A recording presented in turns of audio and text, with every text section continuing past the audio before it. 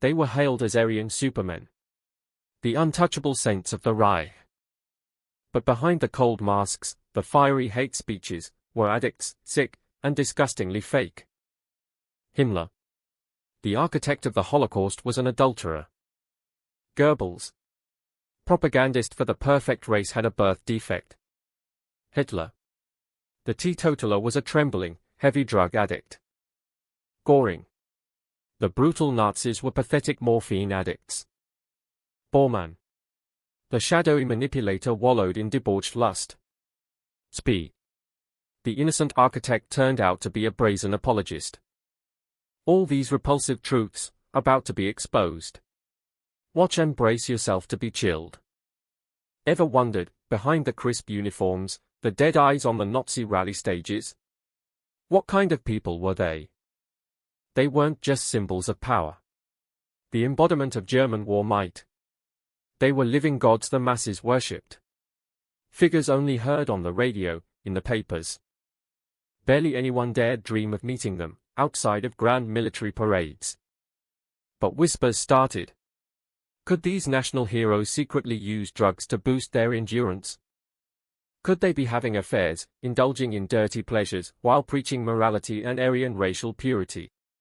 Were they themselves suffering the very defects they massacred millions for? The Nazi war machine, seemingly cold, rational, was actually run by flawed men with hidden desires and dirty secrets. Behind their saintly masks, the grim truth is peeling away. Today, we lift the veil on the dark lives of German fascists. Heinrich Himmler, a name eternally cursed in human history. The chief architect of the Holocaust. The man who built death camps across Europe, sending millions of innocents into gas chambers. But behind that cold mask, behind the vacant eyes of Joseph Goebbels, Hitler's fanatical loyalist, was a man full of contradictions. After 9 years married to Magda Quandt, Himmler unexpectedly fell into the arms of his secretary, Henny Porters. Their secret affair began in 1936. And just 3 years later, Porters bore him 2 illegitimate children. Children Himmler affectionately called his little rabbits. Even more shockingly, this blatant affair was enthusiastically praised by SS officers. They felt Himmler became more pleasant, more human, with his mistress. A bizarre compliment for the man running a mass murder apparatus. When not busy signing death warrants, Himmler retreated to his secret bed, where he temporarily forgot the desperate cries from the concentration camps.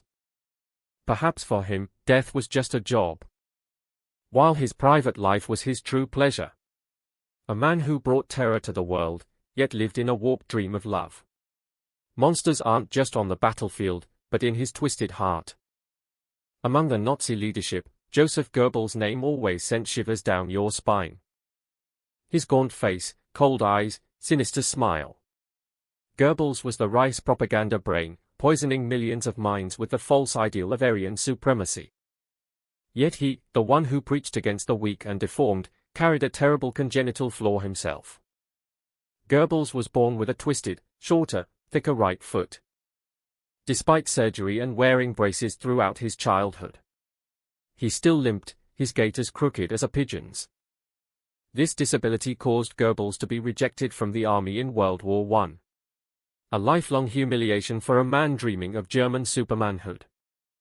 More ironically, Joseph Goebbels was once devoutly religious. Coming from a devout Catholic family, he even received a theology scholarship. Nearly became a priest. But all that light extinguished when he met Hitler, turning him into an antichrist, destroyer of faith and church. A cripple who hated his own weakness. A lost lamb turned into a demon spreading hate. Goebbels didn't just lie to the world. He lied to himself. The name Adolf Hitler has become the ultimate symbol of evil in human history. The fanatical dictator with his raised arm, his shouts shaking the rally stage, led Germany into the abyss of World War II. But few knew. Behind that hypocritical mask was an addicted, sick man.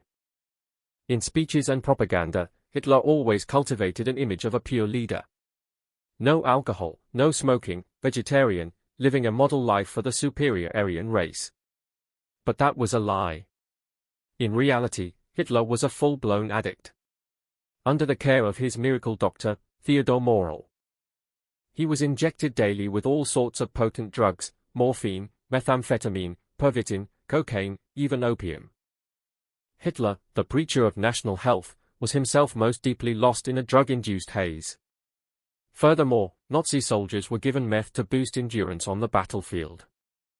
By the war's end, images of Hitler trembling before the camera, once thought to be Parkinson's, now believed to be withdrawal symptoms. A severe addict running a colossal war machine, hiding his decay behind fiery speeches. Behind that ferocious face and insane eyes was an unquenchable drug craving.